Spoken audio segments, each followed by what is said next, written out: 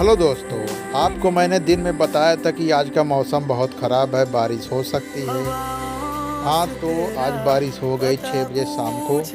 ये आप देख रहे हैं, बारिश सिर्फ नाम की हुई है, बाकी ज़्यादा नहीं हुई है, बस थोड़ी सी बारिश हुई है। शुरुआत हो गई है 15 नवंबर को। अब देखो आगे कैसी बारिश होती है और आपको मैं लाइव दिखाऊंगा जिस दिन मेरा लाइव शुरू हो जाएगा 50 सब्सक्राइबर पर।